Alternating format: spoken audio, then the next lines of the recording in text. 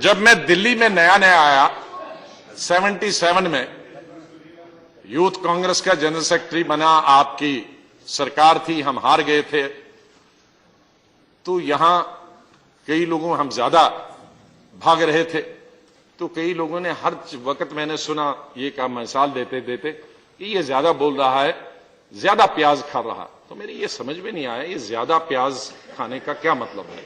हमारे तो अलग मिसाल है। तो मैंने एक आध बुजुर्ग से पूछा कि ये ज्यादा प्याज खाने का क्या मतलब है।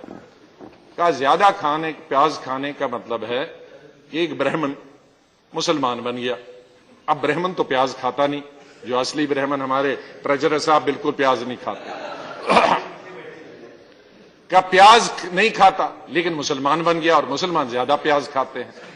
तो अब ये मुसलमानों की जब मीटिंग में जाता है तो वहां कैसे ये बता दे कि मैं पक्का मुसलमान हूं, ये ज्यादा प्याज खाता है।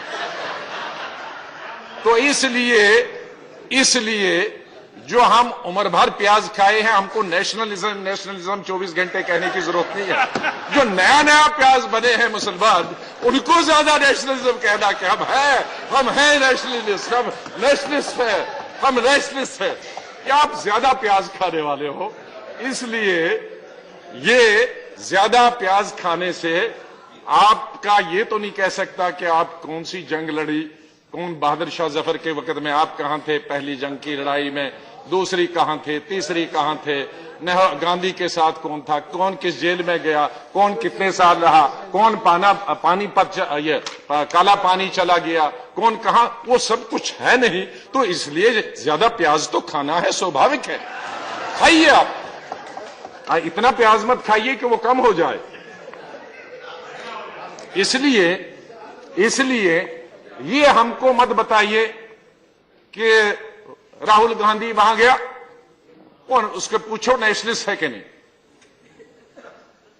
अरे वो अभी थोड़ी नया नया मुसलमान बना, वो प्याज खाएगा,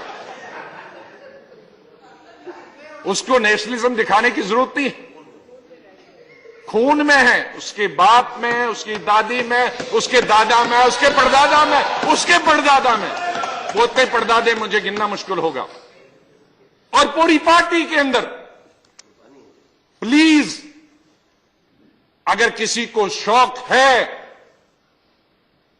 माननीय चेयर साहब, अगर यहां चेयरमैन साहब होते तो मैं कहता कि एक दिन इसी सत्र में नेशनलिज्म पे चर्चा हो, 2 दिन, 3 दिन,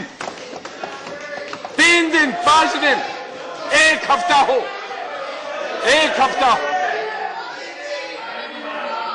और ताकि आइंदा हमेशा के लिए दूध का दूध और पानी का पानी हो जाए। ये रोज किट करने का। अब ये आपातकाल की कहानी इतना है, हमारे ये कहानी कहने के लिए आपके पास कुछ नहीं है कहने के लिए।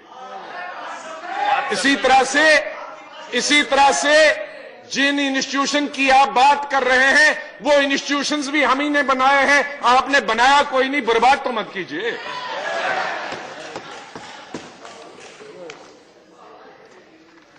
इन इंस्टीट्यूशंस को चाहे टेक्निकल हो, एकेडमिक हो या हेल्थ की से हो, ये भी उसी ऑर्गेनाइजेशन और सरकार ने बनाई है, पंडित जवाहरलाल नेहरू से लेकर अभी तक। और उनको आप बर्बाद करने की, पॉलिटिसाइज करने की, नेशनलिज्म और एंटी नेशनलिज्म के नाम पे डिवाइड करने की कोशिश की जा रही है।